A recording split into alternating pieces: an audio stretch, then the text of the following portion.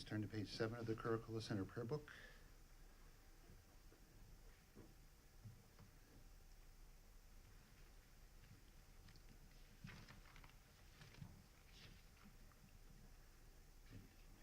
The regular Sunday morning prayers, Nick? Okay, so we'll follow the order in the book, doing the regular Sunday morning prayers.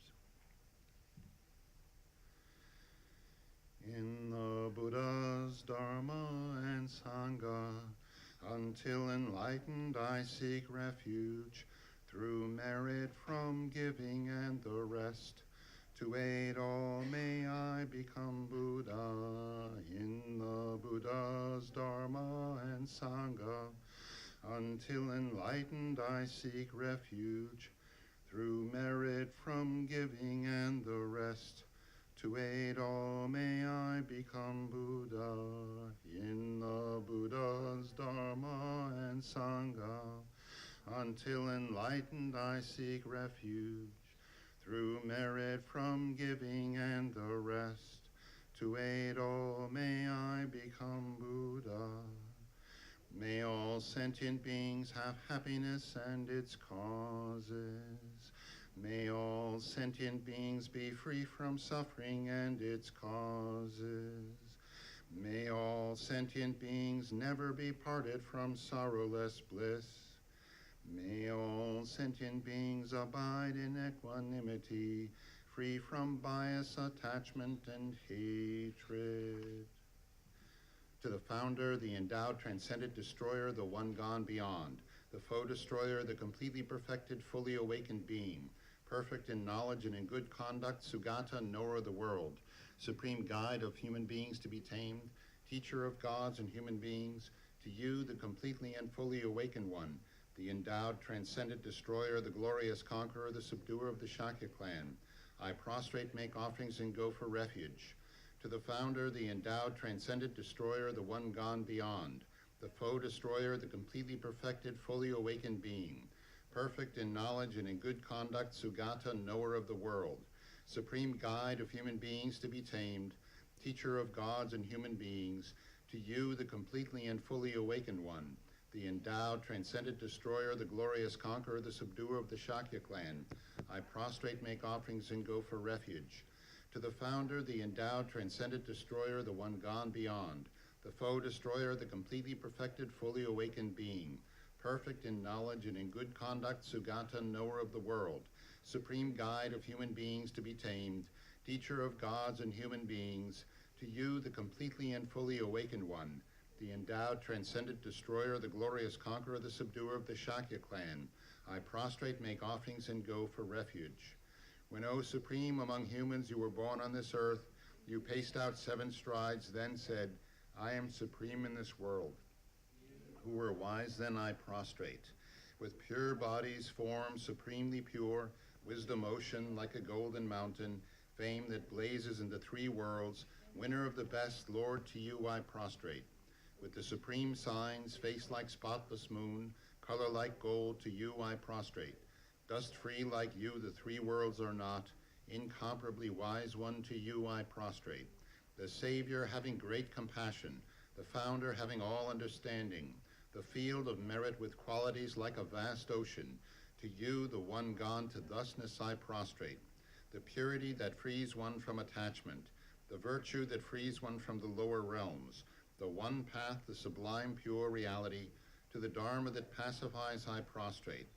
Those who are liberated and who also show the path to liberation, the holy field qualified with realizations, who are devoted to the moral precepts, to you, the sublime community intending virtue, I prostrate. Homage to the Supreme Buddha, homage to the Dharma refuge, homage to the great Sangha, to all 3 ever devout homage, to all worthy of respect, bowing with bodies as many as all realms, atoms, in all aspects, with supreme faith I pay homage. Do not commit any non-virtuous actions. Perform only perfect virtuous actions. Subdue your mind thoroughly. This is the teaching of the Buddha. A star, a mirage, the flame of a lamp. In illusion, a drop of dew or a bubble. A dream, a flash of lightning, a cloud. See conditioned things as such. Through these merits may sentient beings attain the rank of all-seeing, subdue the foe of faults, and be delivered from samsara's ocean, perturbed by the waves of aging, sickness, and death. From Tushita's hundreds of God's protectors' heart, to tip of this fresh, pure, white heap, curd-like cloud, O Lama Tsongkhapa, Dharma's omniscient king, pray come to this place with your disciples, in space ahead, on lion throne, lotus and moon, venerable Guru, smile brightly with delight. Pray stay hundreds of eons to spread doctrine as supreme merit field for my mind of faith. Your wisdom mind sees full range of knowables. Your eloquent speech adorns fortunate ears. Your beauteous body, fame, glory outstanding.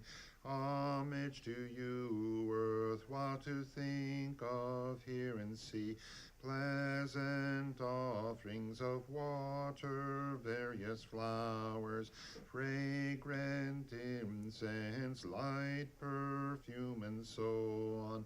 Oceans of offerings set out and envisioned, offered up to you, supreme field of merit, non-virtue committed with body, speech, and mind, which I have heaped up since beginning last time, especially what has contradicted 3 vows, each I confess from my heart with strong regret. In time of strife you strove to learn and practice, shunned 8 mundane concerns, made life essence-full. O protector from depths of our hearts, we rejoice in your powerful great deeds. Venerable Gurus from love and wisdom, clouds densely massed in your Dharmakaya sky, pray loose a rain of vast, profound Dharma on fields of disciples just as needed. May whatever virtue that I've here gathered bring benefit to all beings and doctrine, and may it make Venerable Tsongkhpa's essential teachings specially shine forever. Migmate se wei ter chen chen resig, Dreame kien pei wang po jam pel yang, du pung malu jom ze sang wei dang, gang chem ke pei tsu gien song kapa, lo sang drag pei jabla so vadem. O glorious and precious root Guru, pray take seat of lotus on my crown, caring for me with your great kindness. Bestow attainments of body, speech, and mind. O glorious and precious root Guru, pray take seat of lotus at my heart, caring for me with your great kindness. Bestow attainments common and supreme. O glorious and precious root Guru, pray take seat of lotus at my heart, caring for me with your grace.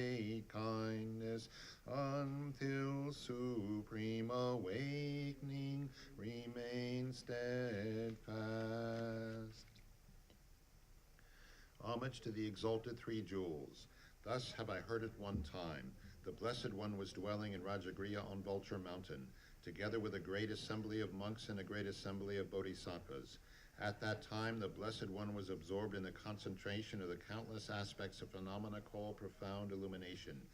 At that very time, the superior Avalokiteshvara, the Bodhisattva, the great being, was looking perfectly at the practice of the profound perfection of wisdom, perfectly looking at the emptiness of inherent existence of the five aggregates also.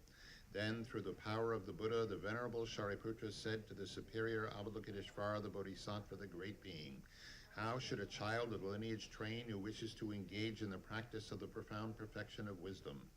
Thus he spoke, and the superior Avalokiteshvara, the Bodhisattva, the great being, replied to the Venerable Shariputra as follows. Shariputra, whichever son or daughter of the lineage wishes to engage in the practice of the profound perfection of wisdom should look perfectly like this, subsequently looking perfectly and correctly at the emptiness of inherent existence of the five aggregates also. Form is empty, emptiness is form. Emptiness is not other than form, form is not other than emptiness. In the same way, feeling, discrimination, compositional factors, and consciousness are empty. Shariputra, like this, all phenomena are empty without characteristics. That is, they are not produced and do not cease. They have no defilement and no separation from defilement. They have no decrease and no increase. Therefore, Shariputra, in emptiness there is no form, no feeling, no discrimination, no compositional factors, no consciousness. There is no eye, no ear, no nose, no tongue, no body, no mind. No visible form, no sound, no smell, no taste, no object of touch, no mental phenomenon.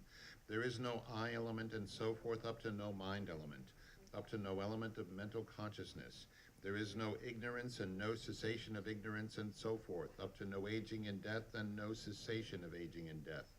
Likewise, there is no suffering, no origin, no cessation and no path, no exalted wisdom, no attainment, and also no non-attainment.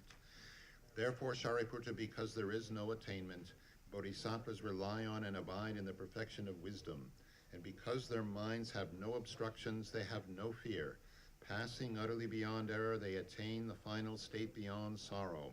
All the Buddhas who reside in the three times by relying upon the perfection of wisdom become manifest and complete Buddhas in the state of unsurpassed, perfect, and complete enlightenment.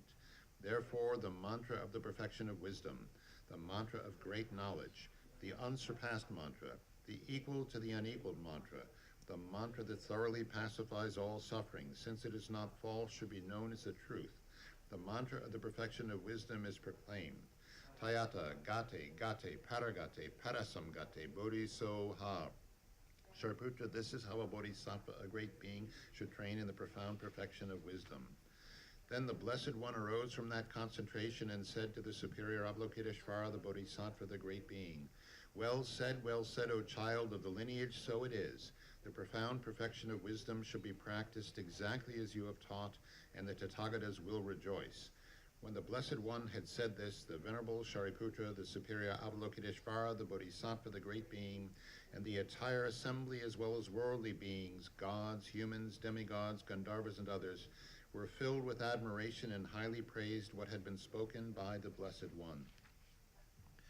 In the holy supreme abode of the Dakinis, possessed of clairvoyance and miraculous power, unwaveringly caring for practitioners as your children, homage to the host of the three places Dakinis, Akasamaratsa Shadara Samari Vedas.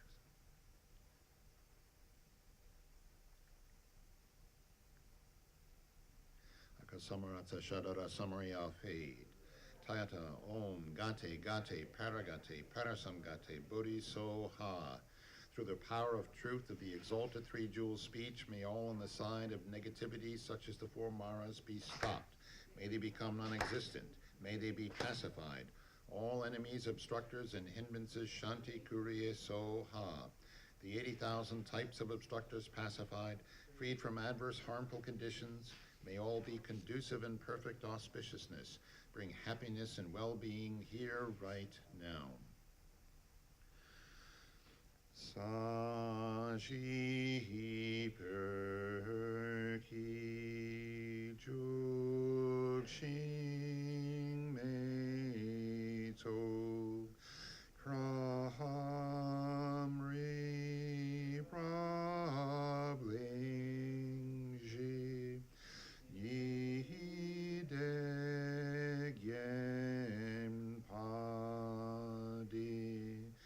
Sangye Jindu Nikte Uwar Gidro Kunam Dang Jing La Chur Parshun Jitsun Lama Dampa Kyenam Ki Chur Koi Kala Kien Se Trindrigne Jitar Tsampe Dulje Zimma Lazab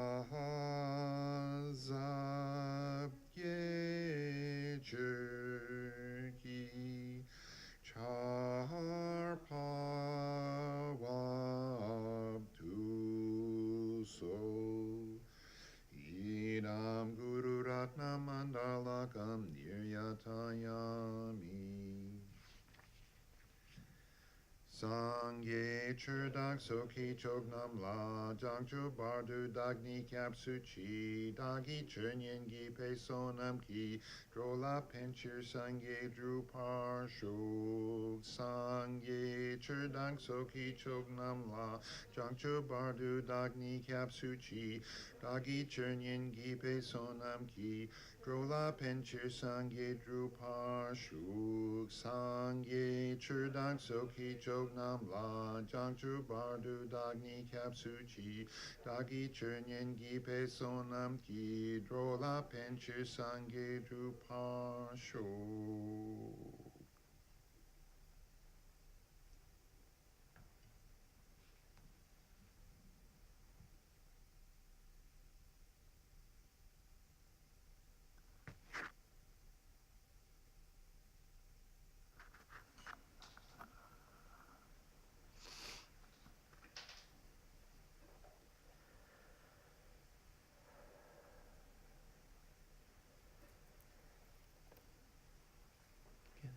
I just start with a little meditation.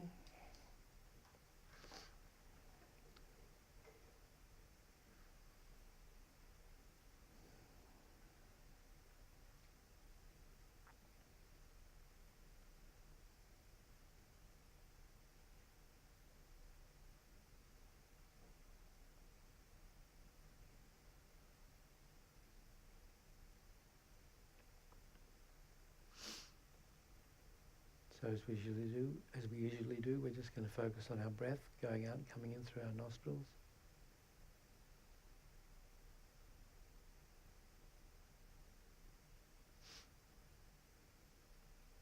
So you can feel that. So just concentrate all your attention at that point. Just follow your breath out and in.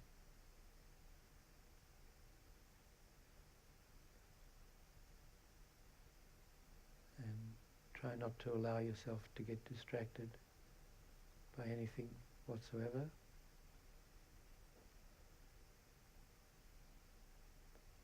Then the moment you notice that your mind has gone off the breath, following some thought or something else, just drop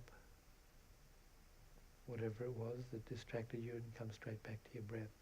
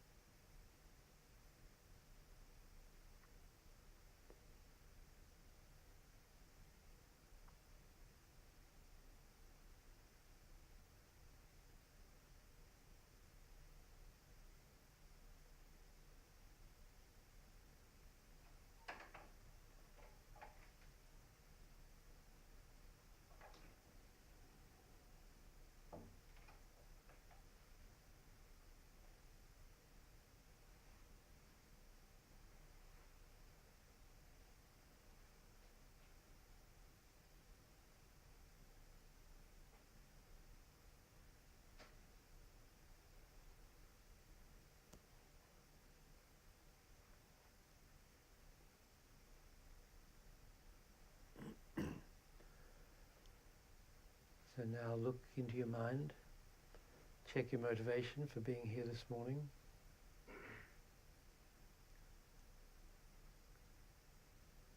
Now ask yourself, why have you come to the center this morning?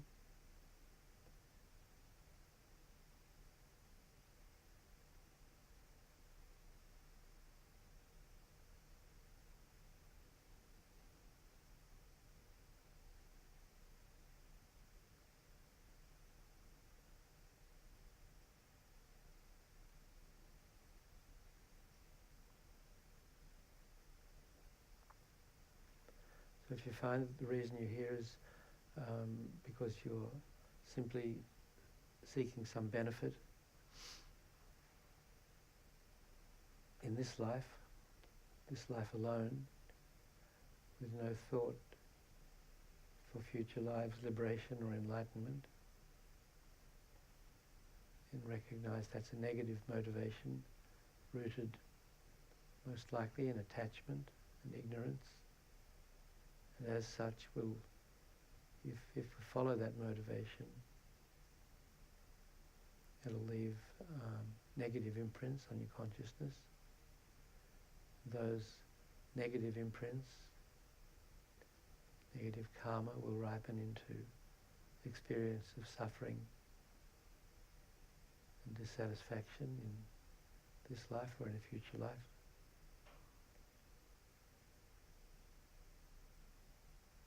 So make a determination not to follow that motivation and replace it with a positive one. You can briefly think something like, the purpose of my life is to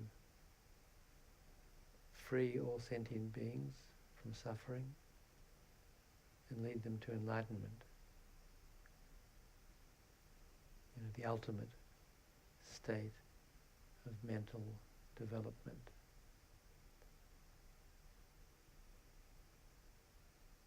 And the greatest happiness that there is, that of enlightenment. To lead all sentient beings to enlightenment. That's the purpose of my life. So I've been born in this body, here at this time.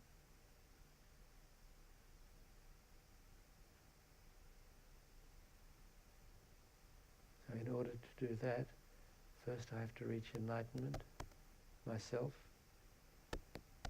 In order to do that, I have to study and actualize the entire graduated path to enlightenment. And that starts, the root of the path, that starts with finding a teacher, a spiritual teacher, a lama, a guru, and establishing and maintaining a proper relationship with that teacher.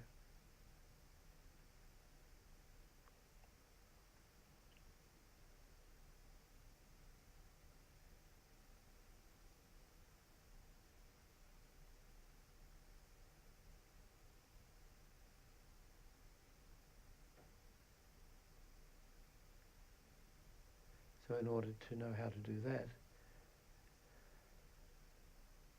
I need to study the teachings on finding and establishing a relationship with the teacher. That's what this morning's class is about, so that's why I'm here, to study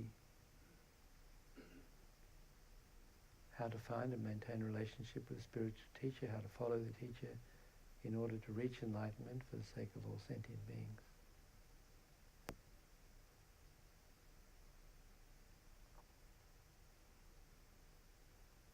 So we replace the worldly motivation with the highest of the different kinds of positive motivation, the highest generating bodhicitta, the determination to reach enlightenment for the sake of all sentient beings.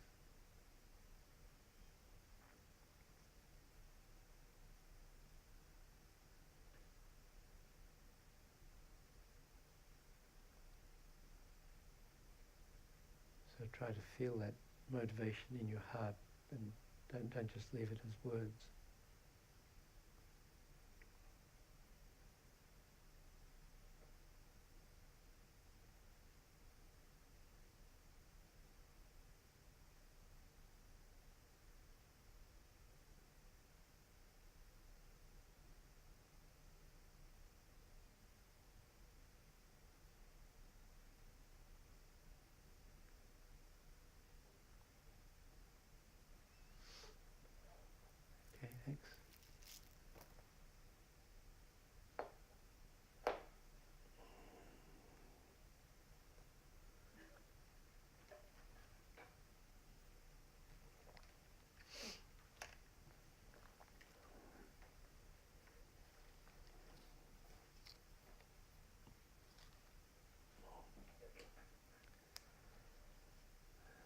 So, as we were saying last week, there are lots of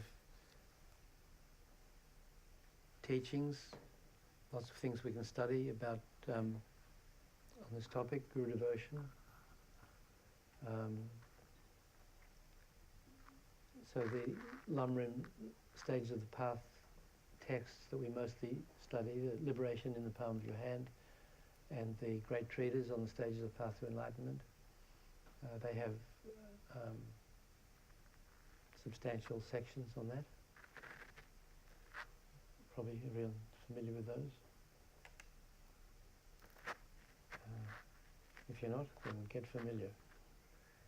And the book that specifically deals with that is this one, with Guru devotion, Lama Zopa Rinpoche's extensive teachings, given over 40 years and then compiled and edited into this comprehensive volume, The Heart of the Path. And the text that I was looking at for these last Sunday and this Sunday is this is Lama Tsongkhapa's commentary on the 50 verses of Guru devotion, the fulfillment of all hopes. So the text is the 50 verses of Guru devotion. So that's a tantric text. So we talked about the different schools of Buddhism last week.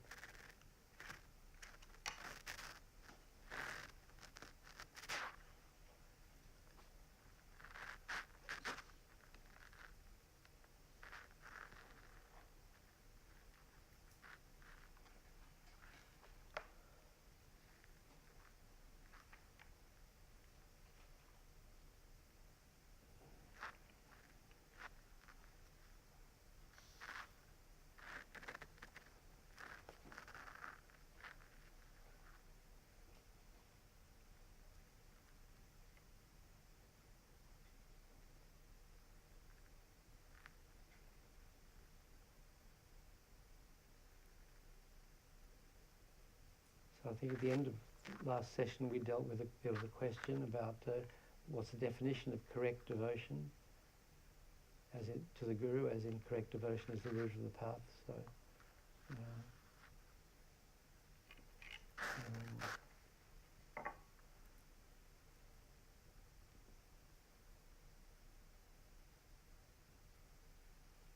so the answer there is, actually the subtitle of this book is Seeing the Guru as Buddha.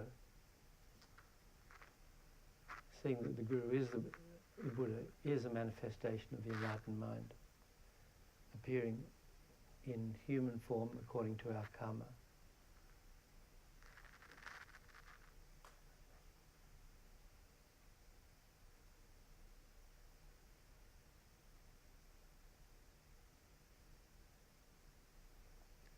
So that's kind of a hard thing to really do, to see with conviction that when you're looking at this human person, to see that this is actually an enlightened being appearing in this aspect.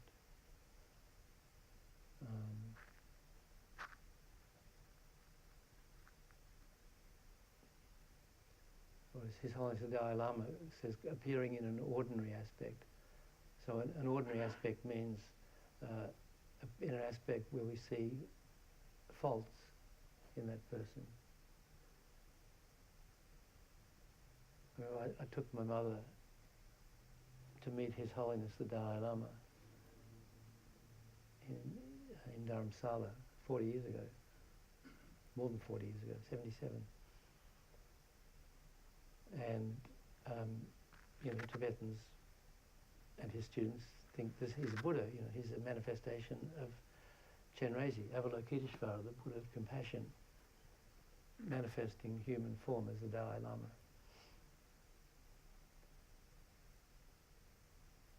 So she said, if he's an enlightened being, why does he wear glasses?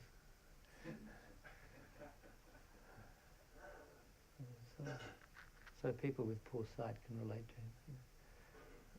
him.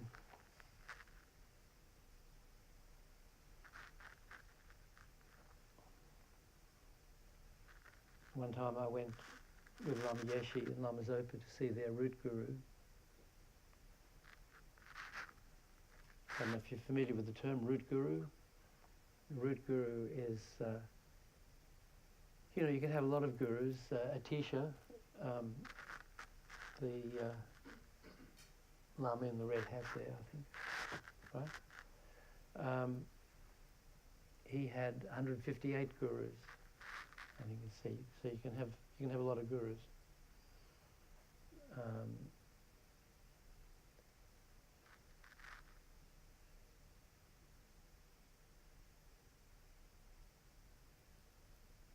So he had 158 gurus, 158, 153, quite a lot, and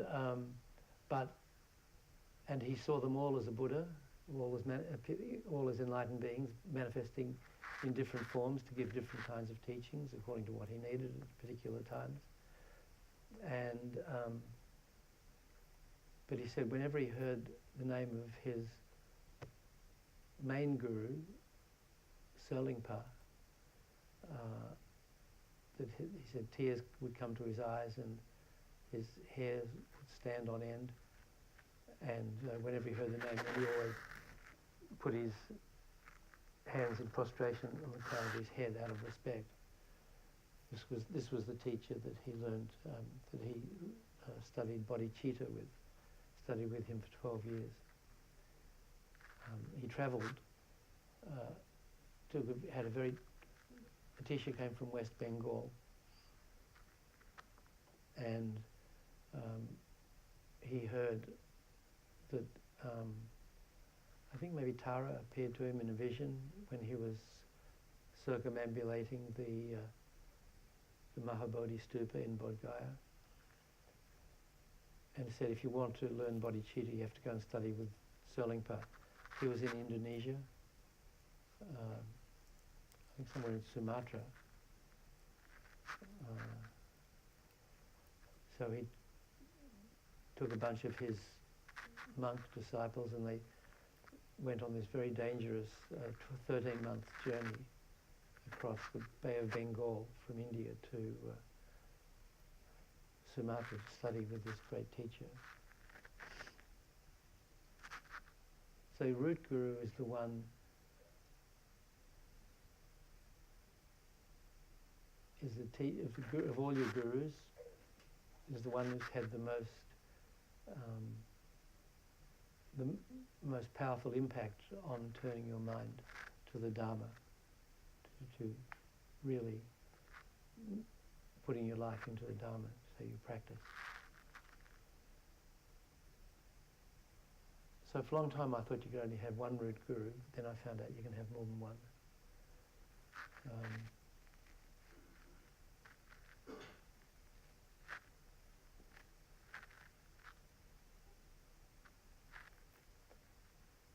So for many of us who've been in this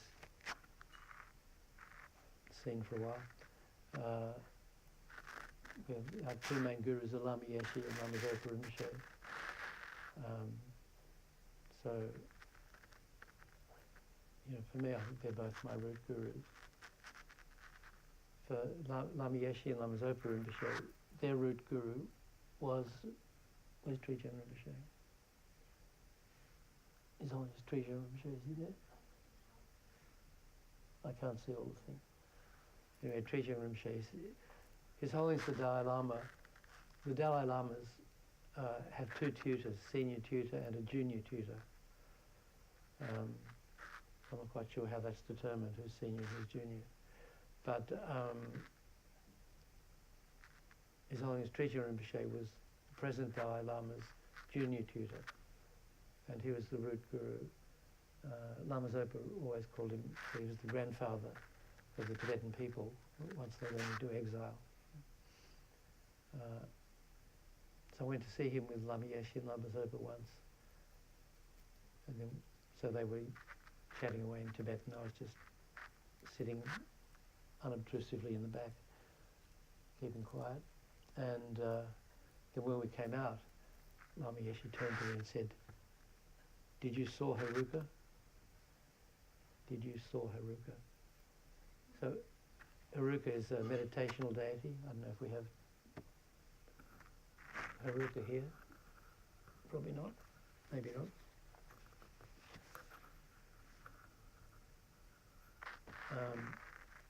There are kind of three, in the practice of Tantra, there are countless deities, but there are three sort of main ones in the yellow tradition that we practice. There's Guya Samaja, Yamantaka, and Chakrasamvara, or Haruka. So Lama Yeshe's main practice and Swami Rinpoche's main practice was that of Chakrasamvara, Haruka. So when you talk about seeing the Guru as Buddha, if you're practicing Tantra, you'll see your Guru for a particular practice as that particular deity.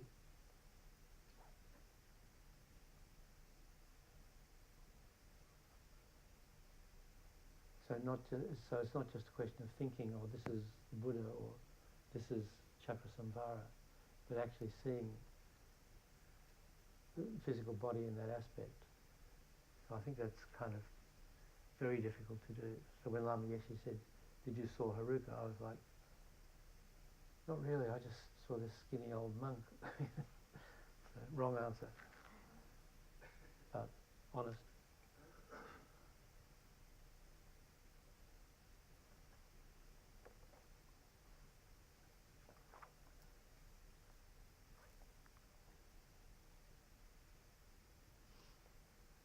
So it's very difficult to see the Guru as the Buddha, and there are logical reasons why you should see it, and there are scriptural references, and Lama Zopa Rinpoche goes into it quite a bit in this book.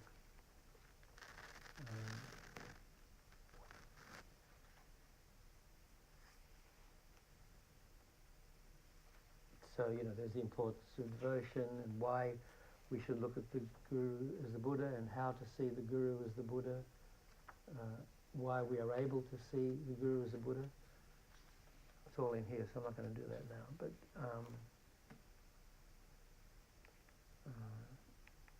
very important to study that. Finding a Guru is really the most important thing in life.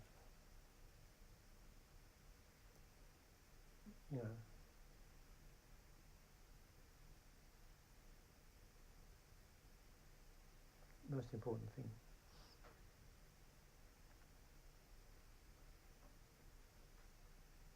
So, as the saying is, that when the time is right, the Guru will appear. But it doesn't mean you have to be passive about it. If you're sitting in your room in Cambridge, there's very unlikely some Guru is going to walk through the door and say, "The time is now." Lucky you. Not going to happen. So,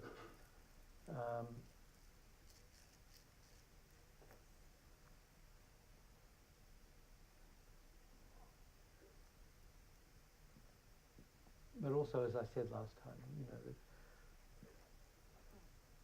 your friends are studying with this teacher, or you hear about this teacher coming and giving some big initiation or some important teaching, and everybody's going. You shouldn't glom onto a teacher as your guru just, without doing some investigation. And, after a teacher did this dangerous long journey to Sumatra to meet and study with Serlingpa, he didn't just rush up and the moment he arrived and ask him to be his guru. He checked out, talked to his disciples, and asked about his qualities and what he teaches and how he leads his life and so on. I mentioned that last time too. So, traditionally they say we should study someone for 12 years. Examine someone for 12 years before you make a decision to establish what Lama Zopa Rinpoche calls the Dharma connection, or take that person as a guru.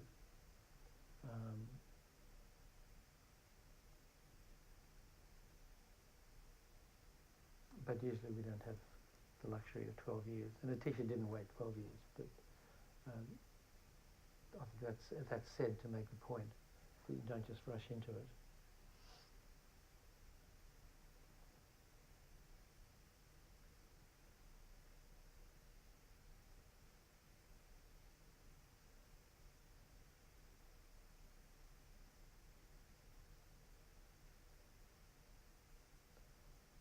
So when you're examining, there's some qualities to look for.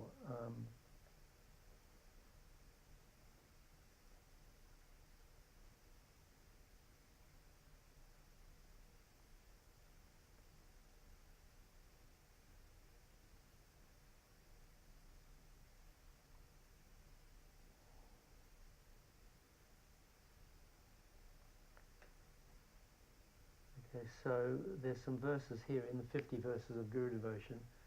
This text is available online. Did we send out the link? I think, yeah, we sent out in the Kurukulla this week, last week they sent out the link. So there's a root text and there's a couple of short and long commentary we have online by Geshe Ngawandage, as well as this book, which is Lama Tsongkhapa's commentary on the 50 verses. So it says here, a disciple with sense, S-E-N-S-E,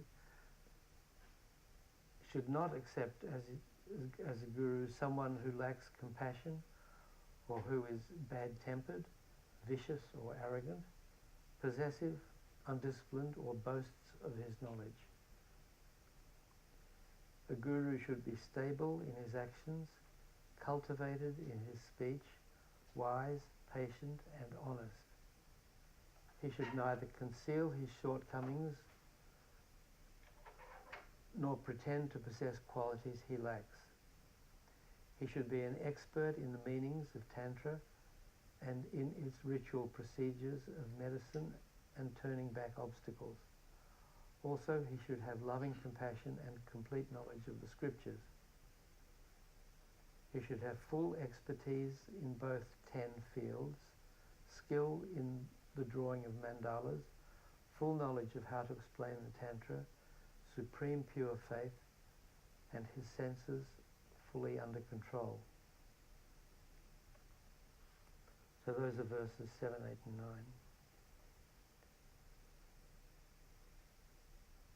So the commentary, Geshe Ngawandag's commentary, is in general, a Mahayana guru should have the following 10 qualities. Discipline as a result of his mastery of the training of higher discipline, of moral self-control.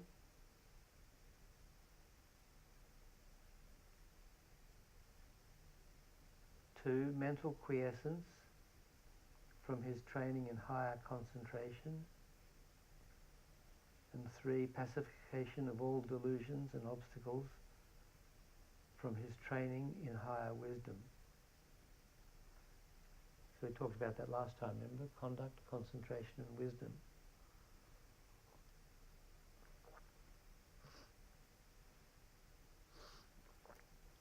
So in our tradition, in Lama Tsongkhapa's tradition, monasticism is emphasized probably more than in other Tibetan traditions. And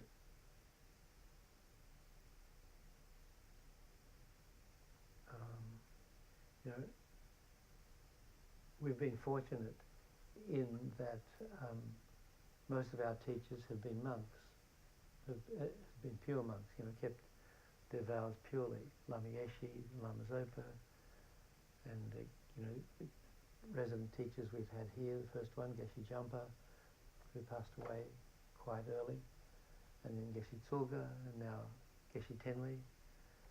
Of course, the example set by His Holiness the Dalai Lama, and you know, his tutors, Ling Rinpoche and Trijang Rinpoche. Most of our main teachers have been monks, and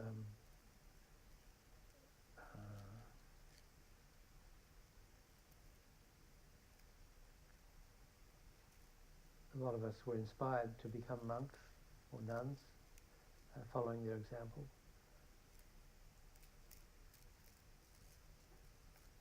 Some of us failed.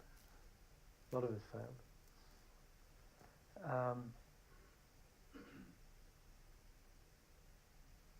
So if your teacher's a monk, easier to have that first quality of discipline as a result of the mastery of the training in higher discipline of moral self-control,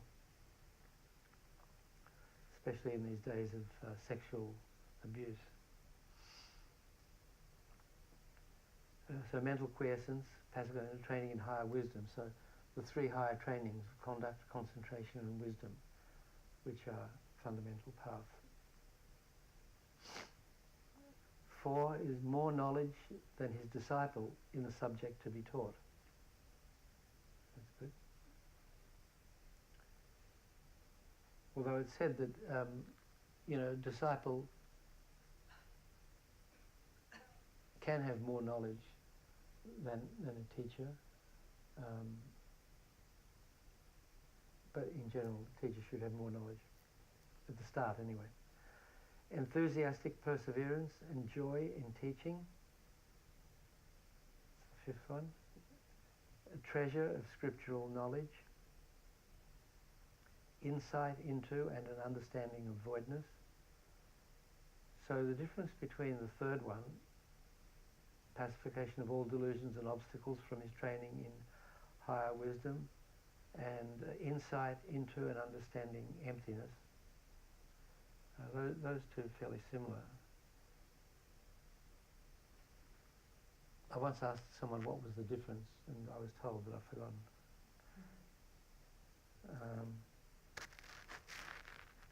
I think one was kind of an intellectual understanding of teachings on emptiness, Nagarjuna, Chandrakirti, the Madhyamika, Prasangika view of emptiness, to have a clear understanding of that. And the other one is kind of actual insight, realization of the meaning and direct perception, experience of emptiness. Although how you'd know that would be a little difficult. Skill in presenting the teachings, great compassion, that's the 9th, and 10, no reluctance to teach and work for his disciples regardless of their level of intelligence. So those are the 10 general qualities of a Mahayana guru. So we should, try and discern as best we can by hanging around that teacher, by listening to the teachings, by talking to other disciples, and seeing how the teacher lives his life and so on. Try as best we can to see if they have those qualities. Then it says that, a tantric master must have even more good qualities, as listed in the text. Most important is that he be an extremely stable person with his body, speech and mind totally under control.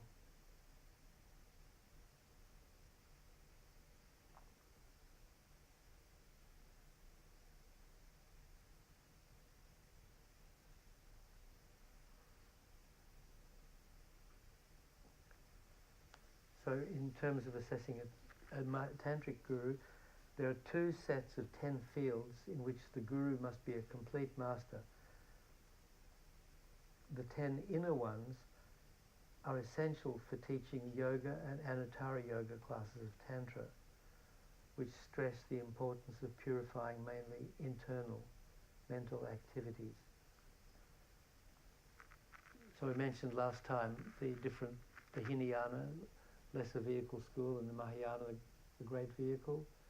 And then within the great vehicle, the sutra vehicle, the Paramitayana, the perfection vehicle, where you, over a long period of time you practice the 6 bodhisattva perfections of generosity, morality, patience, effort, concentration and wisdom.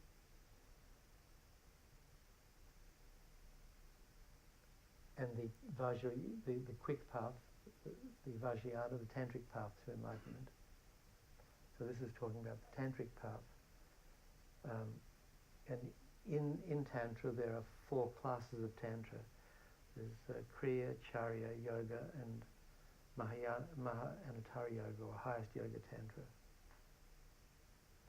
So for the Yoga, so the lower 2, the Kriya and Charya, emphasize put more emphasis on external activities, you know, diet and cleanliness and doing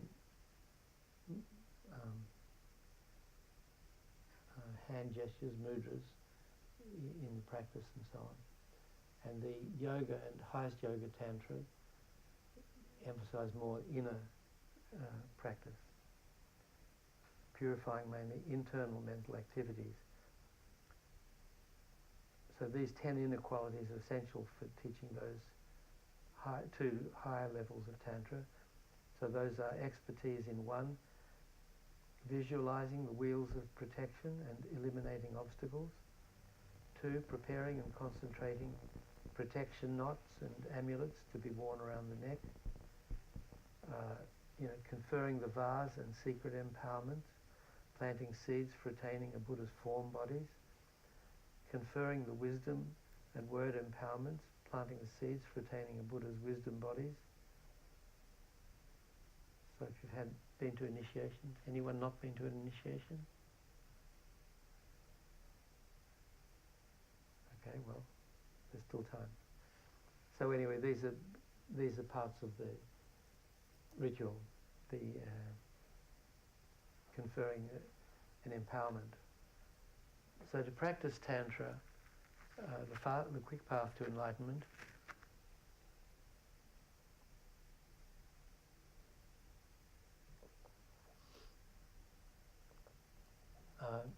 we need, if not realization of the 3 principal aspects of the path, at least a clear intellectual understanding. So those are 3 principal aspects of the path to enlightenment are renunciation, bodhicitta, and a right view of emptiness.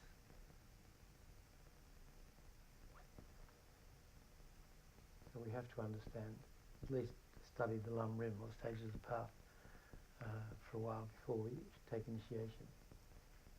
So that's good if you've been studying lam-rim, if you haven't taken initiation yet, but you know, if you get a chance to receive initiation,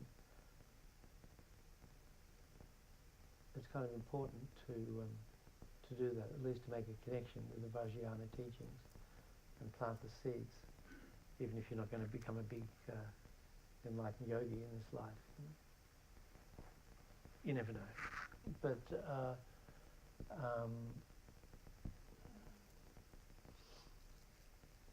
you know, it's said that in this particular age, this particular time, there are 1,000 Buddhas that appear sequentially. So we're in the time of teachings of Guru Shakyamuni Buddha, who's the 4th of the 1,000 Buddhas of what's called this fortunate eon, or this fortunate time. Shakyamuni Buddha, he's the 4th. So he taught Tantra, he gave Tantric teachings. Not all 1,000 Buddhas give Tantric teachings.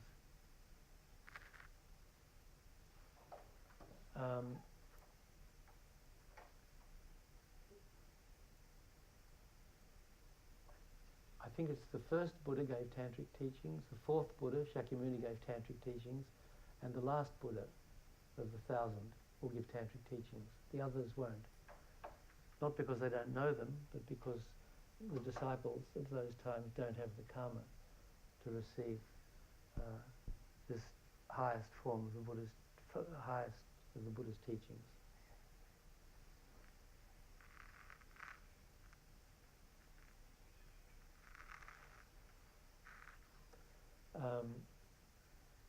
So since we're born at the time of Shakyamuni Buddha, we must have, in the time where Tantric teachings exist, we must have created some affinity, otherwise we wouldn't have been born at this particular Buddha's time, Shakyamuni Buddha's time.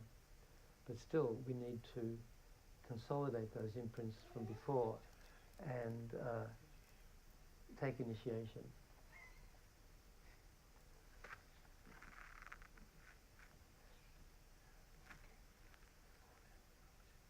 No.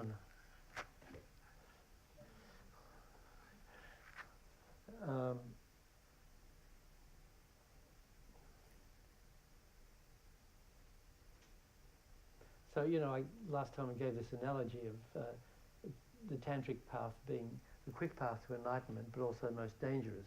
So if you slip and fall, it can create a lot of damage to your body and your mind.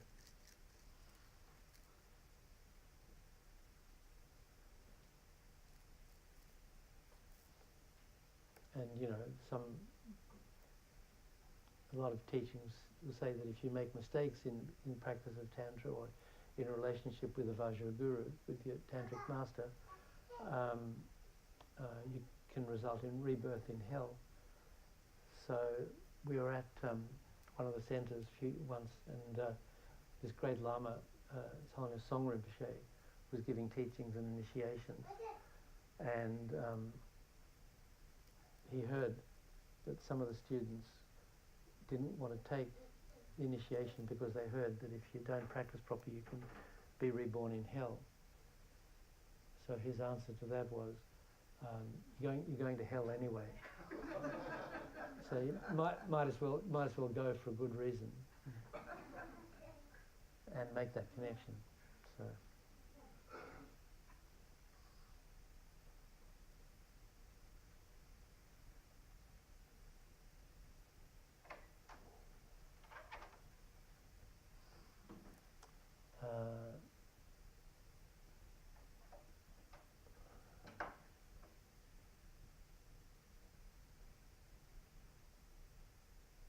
I was going to say something else in that, but I've forgotten.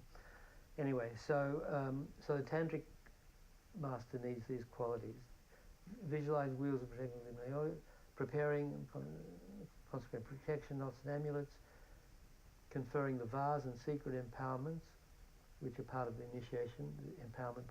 Oh yeah, so we need to practice Tantra. We need understanding of the three principal aspects of the path. Clear intellectual understanding, so studying lam-rim teachings, stages of the path teachings, and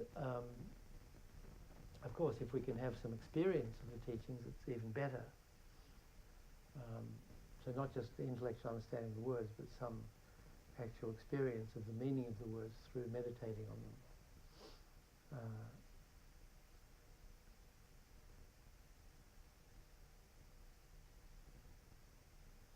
So if we have that, if we're qualified in that way with this understanding of the three principal aspects of the path, then we need to receive an empowerment or initiation from a qualified teacher to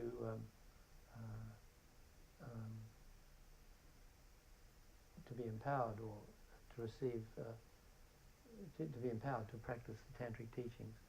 So you take initiation, and then you receive teachings on the commentary, and then you practice the sadhana or method of accomplishment of a particular deity into which you've been initiated, according to the instructions of the teacher.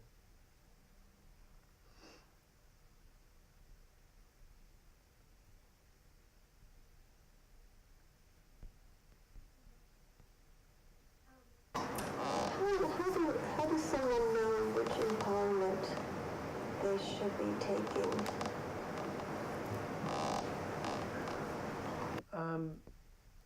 It depends where you are at the time. Like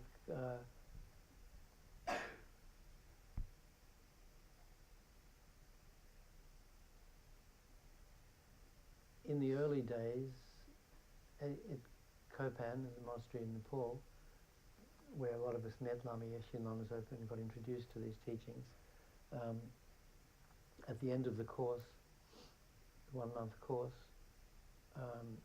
Lama Yeshe or Lama Zopa Rinpoche would often give a Tara initiation or a Chenrezig Avalokiteshvara initiation from the lower class Kriya or Tantra. So that's kind of what was going on, so we did it,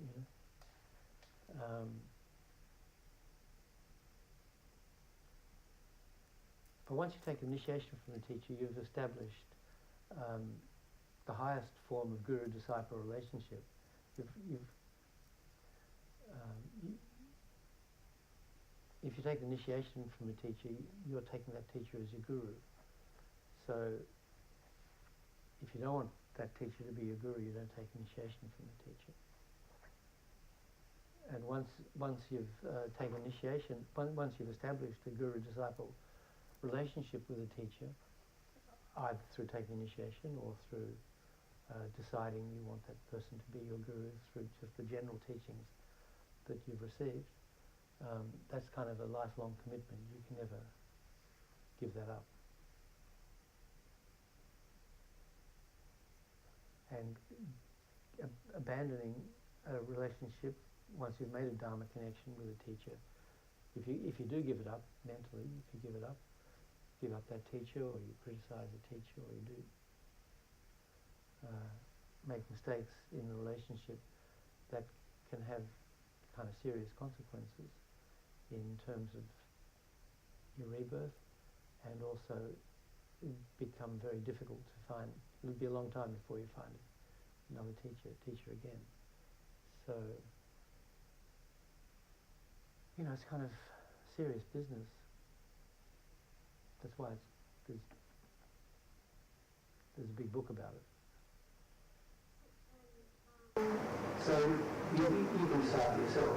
Does one go suggest an initiation or something? If you have a teacher, you can ask the teacher if you should, some big lamas coming to town, give initiations here and there. You can ask your teacher if you should go. I think His Holiness Sakyatrisan's coming. They changed his name, right? Sakyatrisan. Trichen means a big throne. Trizin means throne holder. Zin. So I don't know why they changed it. His son is not Trizin. Oh, he retired, yeah. He stepped down. Oh, it's the son. The son is not. But no, it's the one that we know of, the Sakyatrisan, that's the one who's coming. Yeah, okay. But now his son But is... he's slipping into retirement. Yeah. I don't know why it's like younger than me. And his son is Ratnanasha. He has two sons. The Sakya lineage, so but they had two houses, Sakya houses, and they would alternate which one was the actual Trisian, the holder of the throne at any particular time.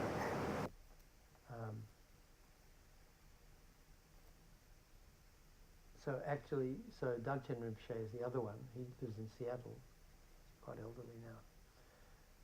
And his son should have taken over from the current Trizin, so they swap backwards and forwards. David Sakya, but he's a banker,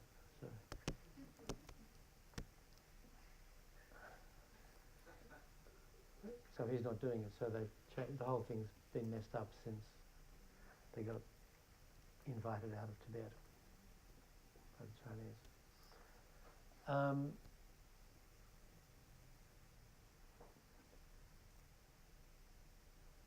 So if the Dalai Lama is giving initiation, and the first highest Yoga Tantra, he's giving it right now in Bodh Gaya, the Kala Chakra initiation, which His Holiness Dalai Lama often gives.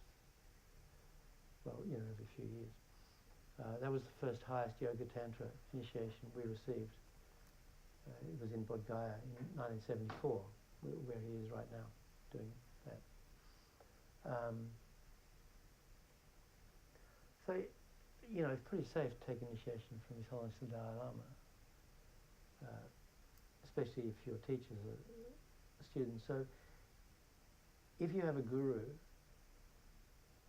and one of your gurus is giving initiation, and especially if your guru is going, then that's kind of a no-brainer that you can go, and then that teacher will also become your teacher.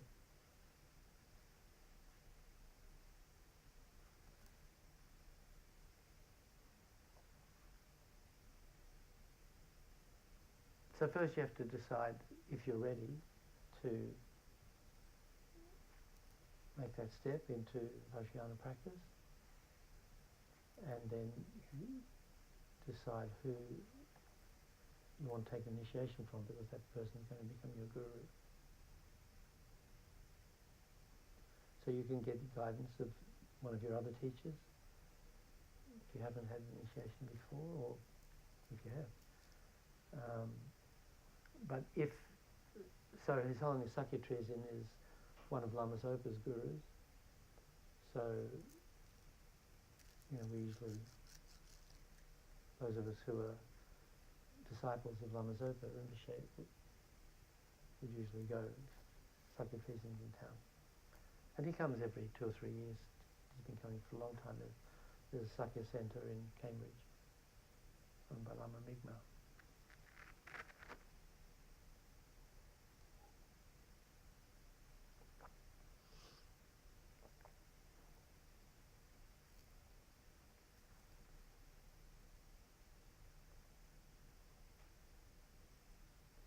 So the 4 schools of Tibetan Buddhism, the Nyingma, the ancient school, the first one, it was founded by Padmasambhava. And there's the Kagyu school, and there's different divisions of that, and there's the Sakya and the Gelug, which is the newest. So our teachers in the Gelug tradition, tradition of the Dalai Lama, and the Sakya and the Gelug schools are a little bit close, because Lama Tsongkhapa, the founder of the Gelug school, his main teacher was a Sakya Lama called Rendawa. And a lot of the practices we do are quite similar, Vajrayogini practice and so on.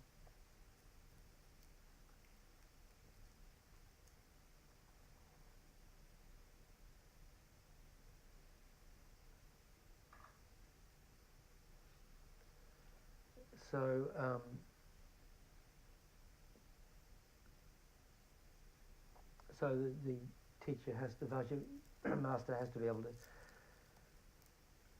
he has to be good at conferring the vase of secret empowerments, which plant the seeds for attaining the Buddha's form bodies.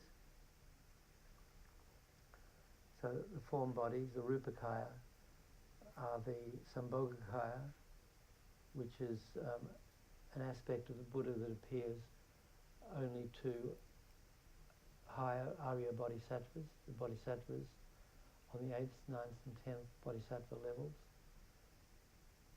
And the Nirmanakaya, the body that enlightened being manifests that can be seen by other ordinary sentient beings like us, like Shakyamuni Buddha. Nirmanakaya. So for us, when we receive the vase and the secret empowerments during an initiation ceremony or process, that plants the seeds for attaining the form bodies of the Buddha. And he also has to be able to confirm the wisdom and word empowerments, which plant the seeds for attaining the Buddha's wisdom bodies, the Dhammakaya.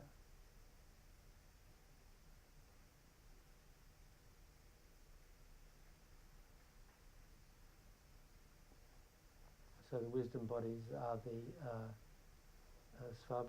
Svabhavikakaya, which is the ultimate nature of the Buddha's omniscient mind, and the wisdom body, the Dhammakaya, wisdom Dhammakaya, the omniscient mind of the Buddha. So during initiation we have these, the Lama plants the seeds in our consciousness to attain these 4 bodies of the Buddha.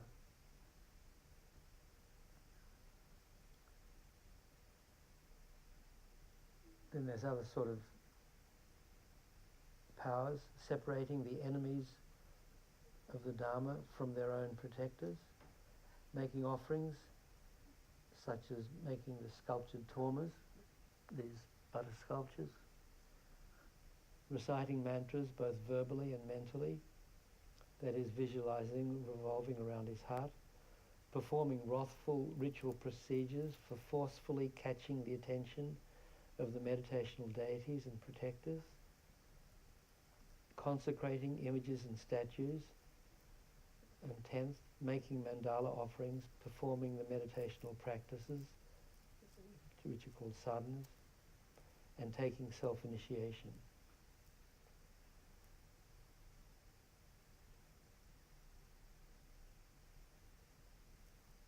So those are the 10 inner qualities of a Vajra master. And the 10 external qualities are required for teaching the Kriya and Charya classes of Tantra, which stress the importance of purifying mainly external activities in connection with internal mental processes. So these are expertise in 1, drawing, constructing and visualizing the mandala abodes of the meditational deities, maintaining the different states of single-minded concentration, samadhi, executing the hand gestures, mudras, performing ritual dances, sitting in the full meditational position, reciting what is appropriate to these 2 classes of Tantra, making fire offerings,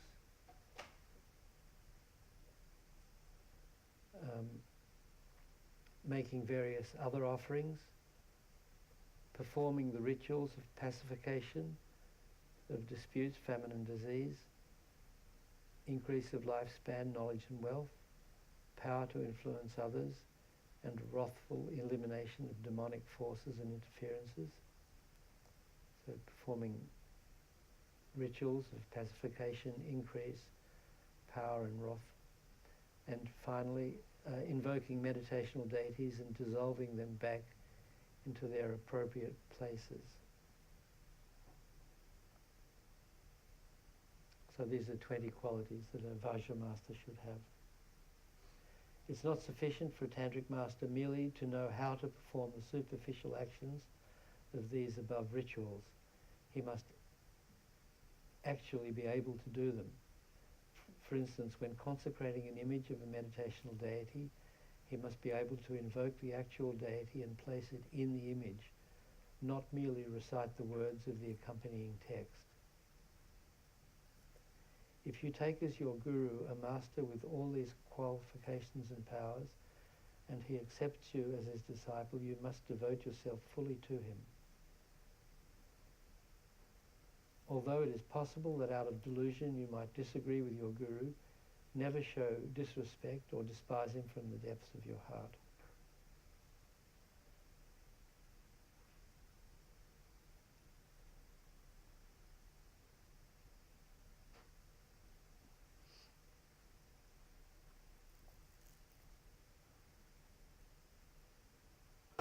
Nick, is there a question on that? How does that fit with a tantric guru? His Holiness often quotes the verse about examining. Buddha said, "Examine my teachings the way a goldsmith examines gold." And so does it mean? Does that still apply to a tantric guru? Well, that's examining the teachings. That comes kind of at the beginning, before you become Buddhist, really. And when you hear teaching from a Buddhist teacher, and there might be some very charismatic person with thousands of disciples, so you can't think they must be good, But that's not the way to assess a person, whatever the person's teaching, by a person's charisma or number of disciples. You have to listen to the teachings and examine them very carefully. But it says, rubbing, tugging and melding, it's how they used to do it in the old days. They took all the machines to assay gold into. But it's just making the point that you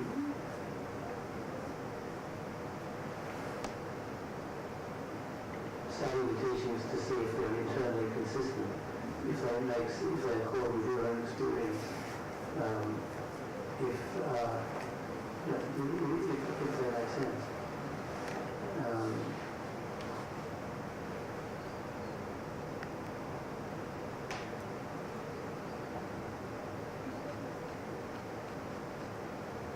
So if you examine the Buddha's teachings and you come to the conclusion they work for you, they do make sense, and then you decide to study them deeper and then maybe become a Buddhist. So that kind of applies. I think that saying applies then.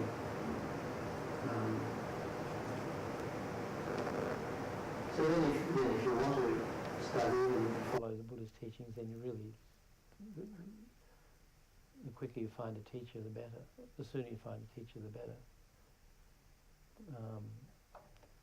So when you're trying to decide if someone should be your teacher, then with your knowledge of the Buddha's teachings that you've gained by studying them like a goldsmith assays gold, then you can listen to the teachings that a person's giving and see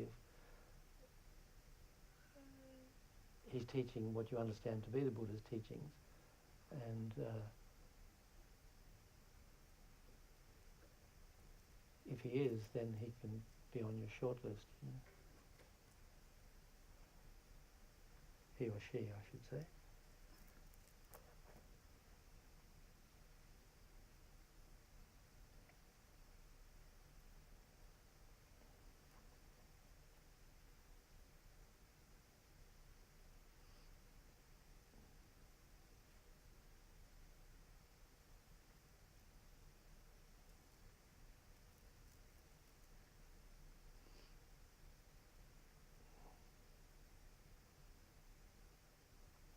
So there's a question, you know, what if we found a teacher, or you know, if there's a teacher like here at the centre,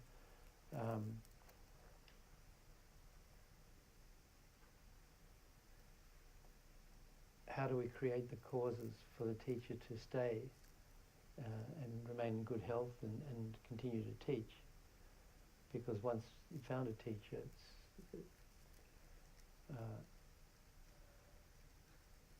you don't want to lose that opportunity.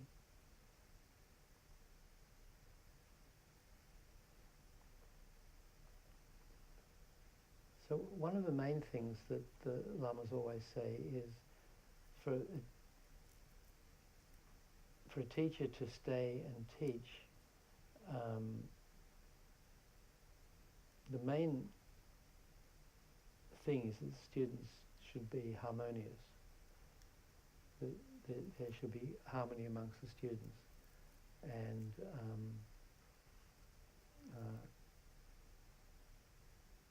anyway, that's that. Sorry. Why don't we have those clip-on ones like they always have on TV, the talking heads?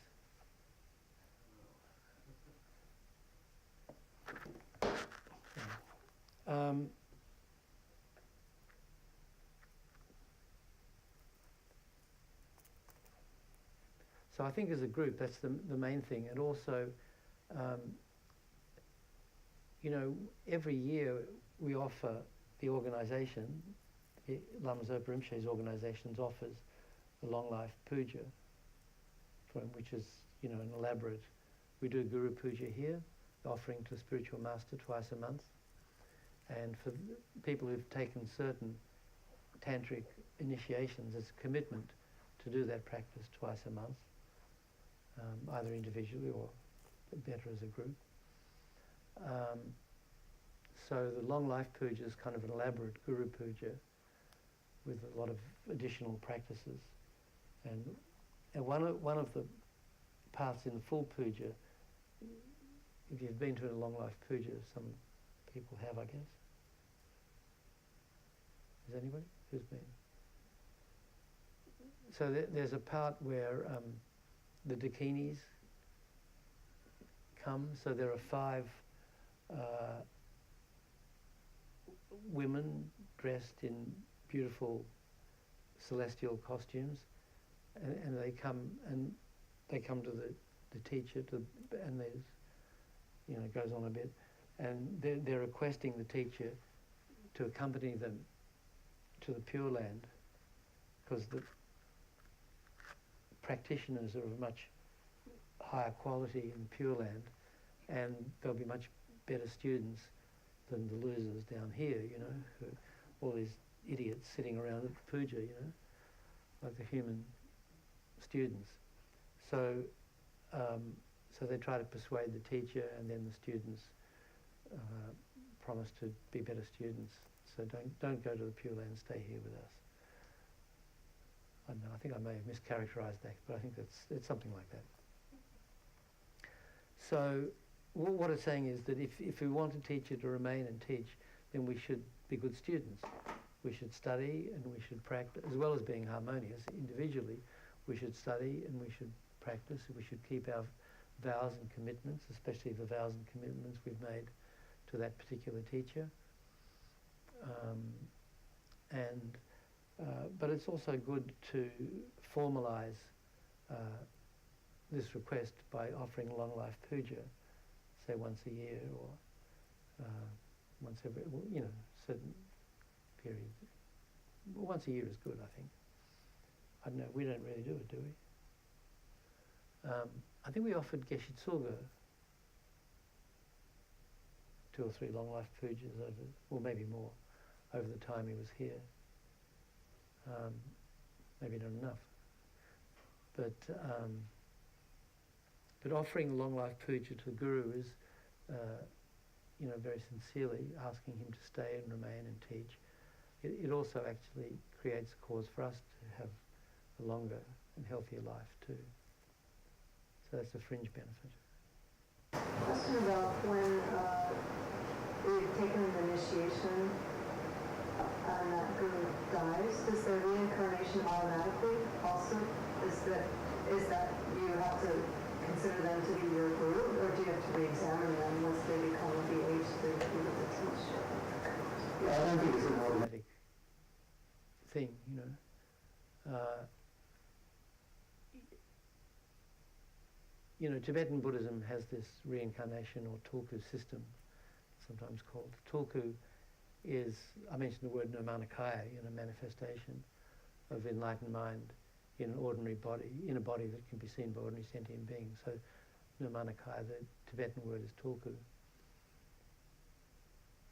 So you have some lamas there, so-and-so, this tulku, somebody tulku, you know. Some lamas are called tulku, you know, Lobsang Tulku Rinpoche, which I think is kind of gilding the lily. I'm not quite sure why someone's Tulku Rinpoche, it's a little tautological. Anyway, so everybody knows what an incarnate lama, a tulku, is. So when a high lama dies and goes into meditation during the death process, that lama can choose his rebirth and be reborn. And they often will come back. You know, there are countless places throughout the universe, infinite universe, countless world systems where they could be born. But because of their connection with students on Earth at this particular time, they may reappear to maintain a connection with their students.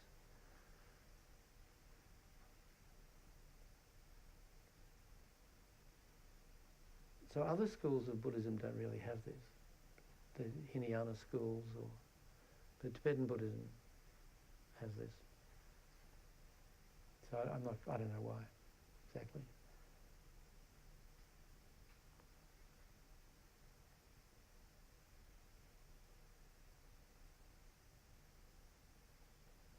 So even though that the recognized incarnation or the tulku of a particular lama, it's actually a continuation of the same mind stream, I think you don't have the guru-disciple relationship from the previous life automatically. And, you know, you certainly see some incarnate lamas who appear to be behaving badly. Lama Yeshe used to say, I don't, just because someone has the name, the title, someone's been recognized by some lama as the incarnation of some other lama, you know, that someone has the name tulku, I'm kind of skeptical.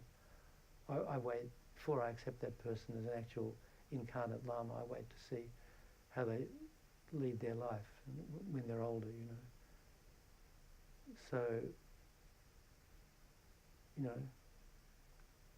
if healthy skepticism was good enough for Lama Yeshe, good enough for me. Not that I'm anywhere near the same level, of course. Sometimes doesn't the relationship become reversed, like the student becomes the teacher? Because isn't Ling Rinpoche the reincarnation of one of His Holiness' teachers? Ling Rinpoche was the senior tutor of His Holiness the Dalai Lama. Right. So And then he passed away in 83, and then he was, the incarnation was here last year, wasn't it? yes. Yeah. But their situation is, it's reversed now, correct? His Holiness is the teacher? Yeah. Yeah, now there's some...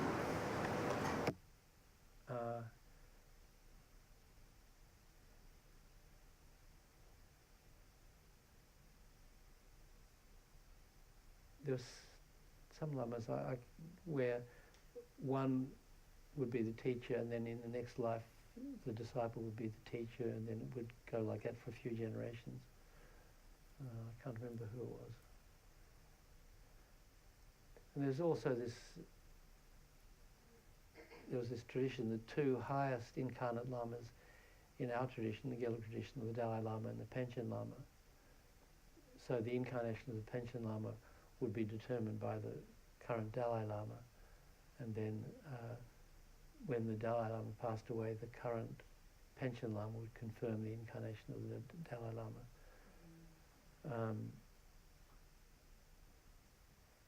So some people say that's why the Chinese were very desperate to have their own Panchen Lama. So when the 10th, 9th or 10th,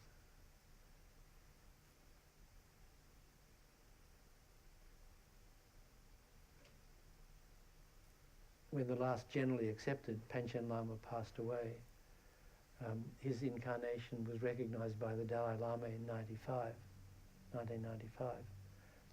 And then the Chinese kidnapped him and his whole family. They've disappeared. No one knows what happened to them. And then the Chinese appointed their own Panchen Lama. This is the atheist communist regime appointing incarnate lamas, which is kind of pretty cynical.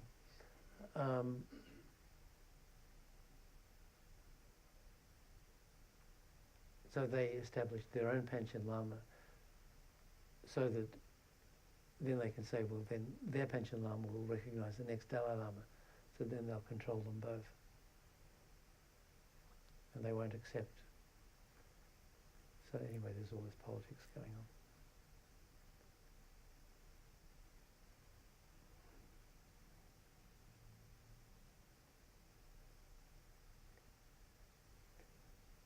Anyway, so the causes and conditions for our teachers to remain healthy and live long and remain teaching is for the students to be harmonious, for them to maintain their, not to disturb the guru's mind by, getting angry with the guru, not doing what the guru suggests, by criticizing the guru, by belittling the guru,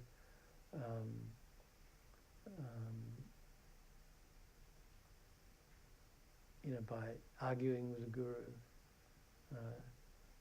This text, the 50 verses of Guru devotion, really explains in a lot of detail, in 50 verses in fact, how to maintain a relationship. So if we maintain a relationship with the Vajra Master according to this text, then that's a cause for the Guru to remain. If we don't, then that's maybe a cause for the Guru to go off to the Pure Land with the Dakinis.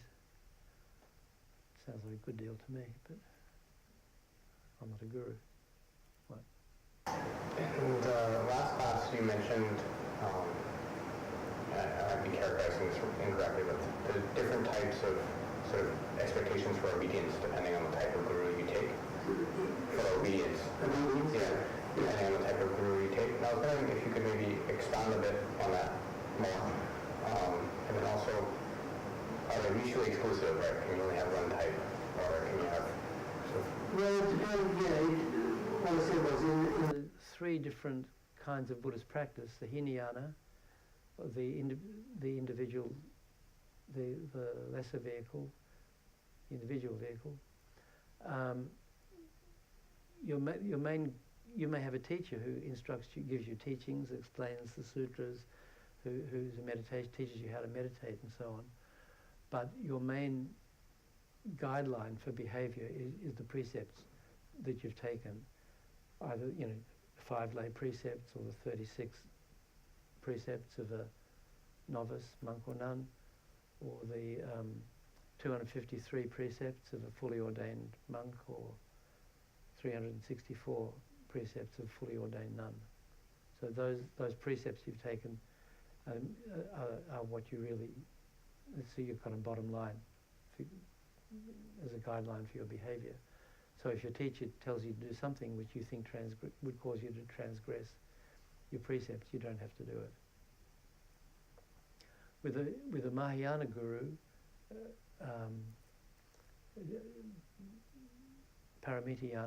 Mahayana Paramitayana guru, if the teacher tells you to do something that doesn't seem right, or you think you don't want to do for some reason or other, you can politely say, I explain you may not be able to do that, or I can't do that. But if he says 2 or 3 times, insists that you should do it, then you should probably do it. And with the Vajrayana guru, that whatever your guru says, you just, without question, you should do it. So those are the 3 things that I mentioned last time, right? So, elaborate what?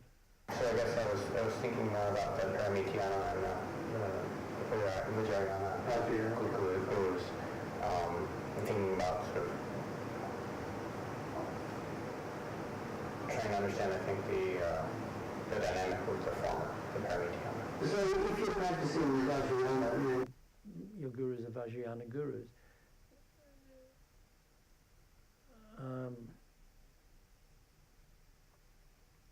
I mean, you could have gurus from the other vehicles as well, I guess. But you wouldn't practice with them the same way as you would with a Vajra guru.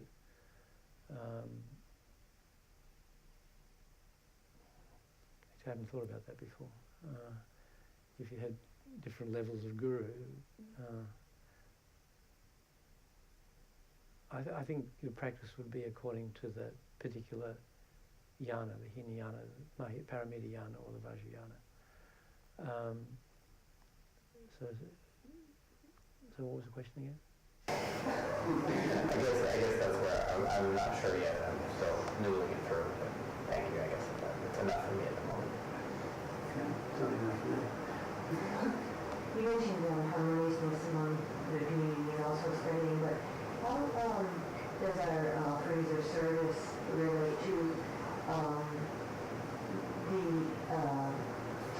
creating the causes for our teachers to stay and live long? Like, for instance, you know, sometimes things are around here, and sometimes you see Geshe doing stuff that makes shoveling snow or something that doesn't seem like an appropriate thing for him.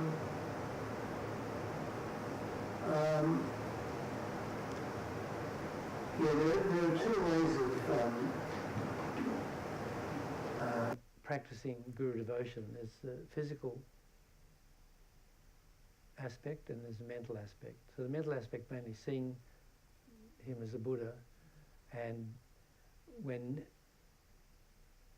negative projections come up in your mind towards a guru, dealing with them in an appropriate way.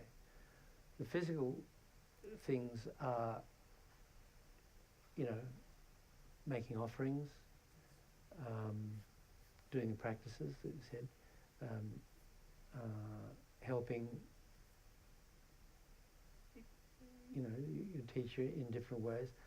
I think, if your teacher's young and healthy like Geshe, let him shovel some snow. I mean, he needs exercise too, It's good for him. Just conventionally speaking, to keep his body fit. He doesn't do that much exercise, I guess, otherwise. Or you should offer him a gym membership. We had a treadmill for Geshe Tsulga for a while, but he never really used it much.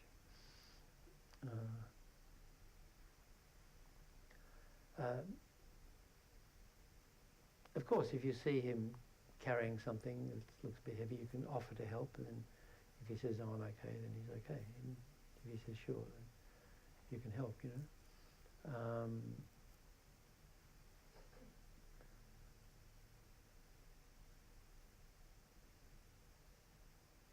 The best offering, though, we can make to our teacher is the offering of practice. So for us to practice the teachings, put into practice the teachings we've received from him. But still, we have a lot of chances to make material offerings when Geshe helping, help pay his fare to go to India to go to teachings, or working around the centre, making sure the centre is, bottom line, financially viable. Keeping it clean, helping prepare for classes. There's a lot of other jobs to do around the centre, all of which serves as a basis for the teacher being able to teach, which is kind of the main point of the centre, really. But individually, we create a lot of merit or positive karma by supporting the centre, by keeping it going as a place where teachings can be given. The most important thing the centre does is provide the Dharma teachings.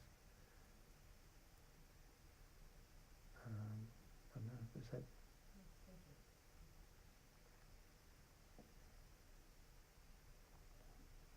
Anybody else?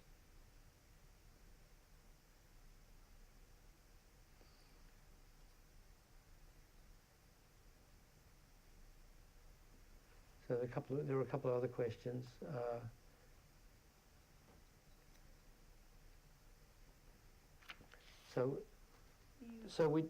One thing is, what does samaya mean? Samaya is a Sanskrit word. In Tibetan it's damtsik. It means a sacred word of honour, samaya, or it's a commitment that you make to a teacher. So it's used in the tantric Vajrayana context, samaya, and as I mentioned, with certain, it depends on the teacher usually, but not necessarily. Certain practices come with certain commitments or samayas.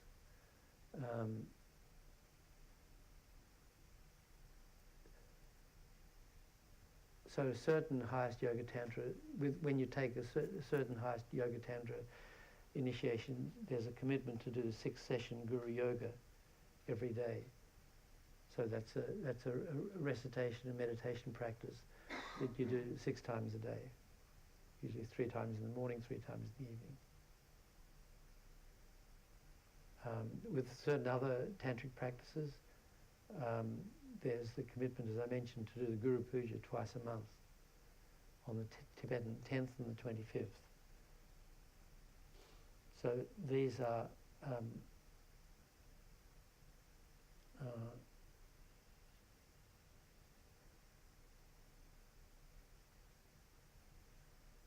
highest yoga tantra practices are divided into, there's mother tantra and father tantra. So with the mother tantra practices, which are practices emphasizing the development of wisdom or the clear light, there's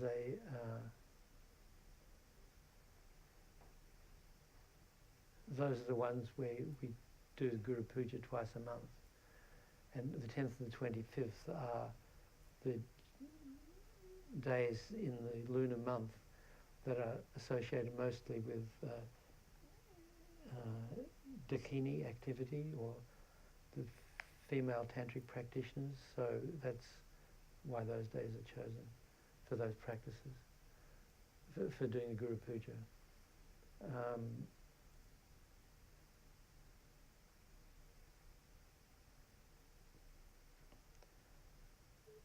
So if we have the commitment to do those practices and we don't do them on the 10th and 25th, that's breaking the Samaya.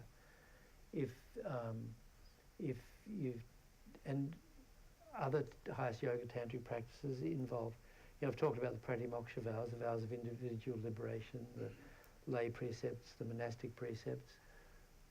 There are 3 levels of precepts. So there's the pratimoksha, individual liberation, which everybody takes no matter what you're practicing. Then if you're practicing the Mahayana, Paramitayana, you also take the Bodhisattva vows. So that's another 64 precepts, 18 root vows and 46 branch vows, 64 vows. So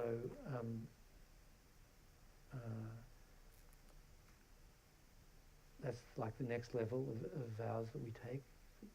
And then if you're practicing Vajrayana, on top of the Pratimoksha and the Bodhisattva vows, there are tantric vows. So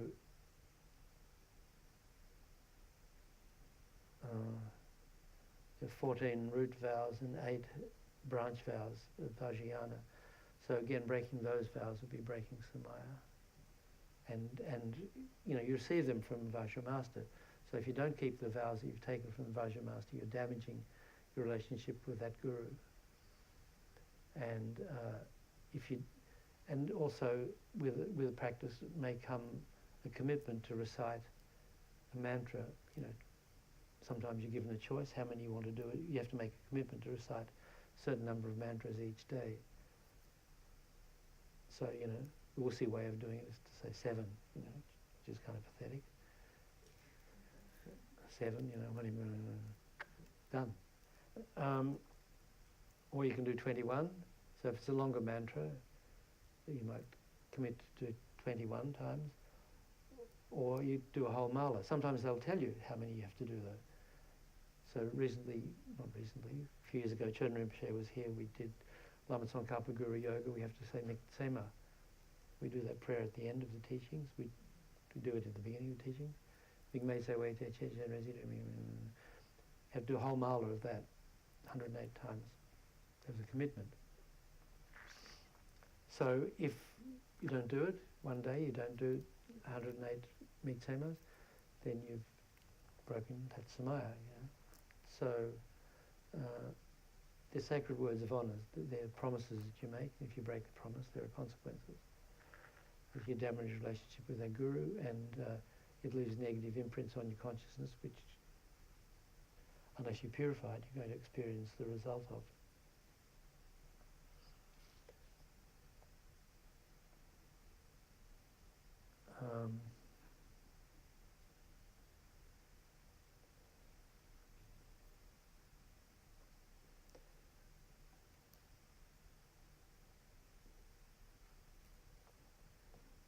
So another question is, under what circumstances should one confess mistakes directly to the teacher, and what kinds of mistakes?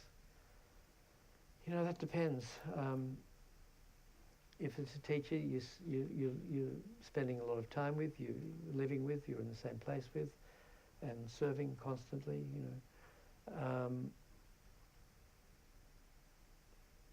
then you have a much closer relationship with that teacher than you would with other teachers. So, but generally you don't have to, it's not like jumping in a confession booth and getting a few Hail Marys to say, actually I've never been in a confession booth, I don't know what I'm talking about, but I've seen it on TV. generally it should be internal. Even to take a particular teacher as a guru is really, it's not something that you really have to go and ask the teacher if that teacher will take you on as a disciple. It's something you can mentally decide for yourself. This is a Buddha. This is my guru. But sometimes you can, you know. I've been studying with Lama Zopa Rinpoche for a year and a half. I think I kind of knew he was my guru, but I hadn't formalized. So actually I asked him if he would be my guru. And he kind of agreed. He said, well, let's try, you know. I'll try from my side and you try from your side. That's what he said. So I'm sure he's been trying a lot harder than me.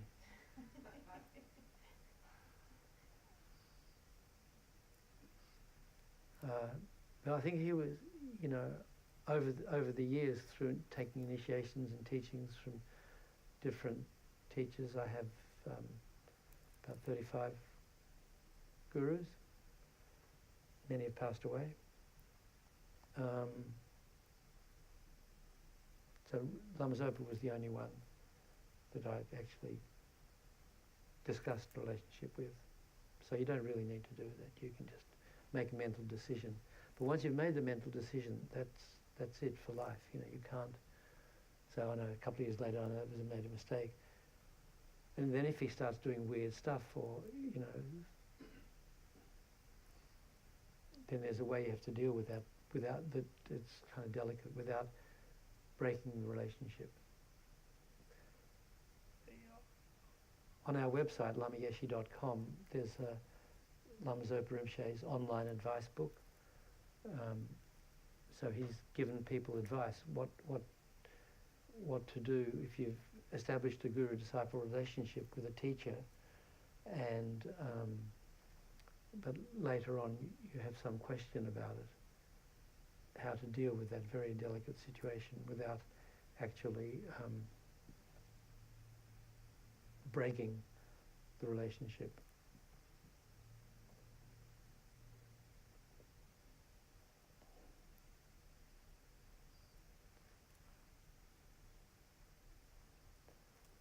So I think if you think you've made a serious mistake, then I think you can discuss that, you know. But other trivial stuff,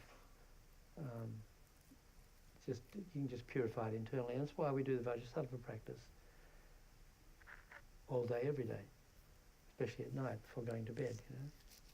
We do it to purify all the negative karma we've created during the day, you know, with our teachers, with sentient beings, with ourselves, many different kinds of negative karma we create every day. So if we purify it, at least it stops it from festering.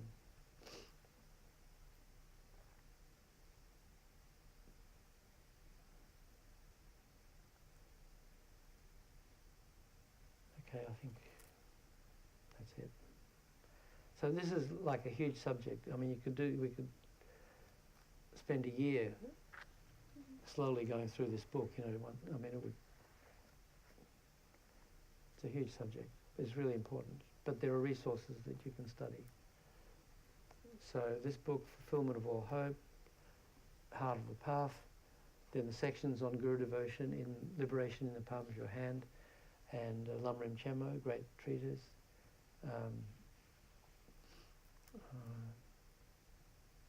There's a lot of stuff to study and understand, but it's, you know, really important.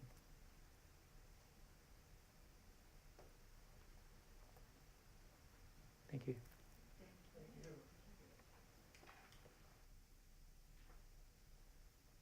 We'll just do a brief closing long life prayers and dedication. Page 43, the short long life prayer for His Holiness the Dalai Lama. In that snow mountain encircled land, source of every benefit and joy, may Lord Tenzin Gyatso Chenrezig remain in life till samsara's end.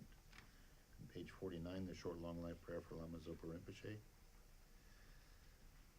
You who uphold the subduer's moral way, who serve as the bountiful bearer of all, sustaining, preserving, and spreading Manjunath's victorious doctrine, who masterfully accomplishes magnificent prayers honoring the three jewels, Savior of myself and others, your disciples, please, please live long. Page 57, the dedication. Through this virtue may I swiftly, having gained Guru Buddha's state, place each and every sentient being without exception in that state. Precious supreme Bodhi mind, may it where unborn arise, and where born never decline, but increase forevermore. Page 75, Miksema.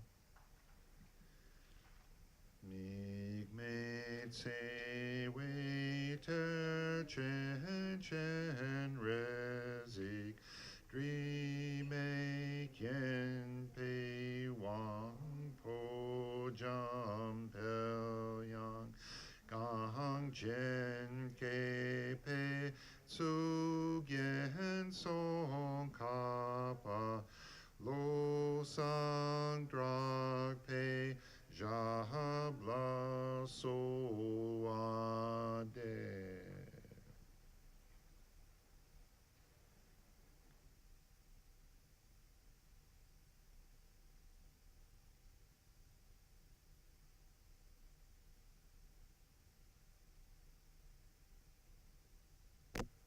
On behalf of the group here,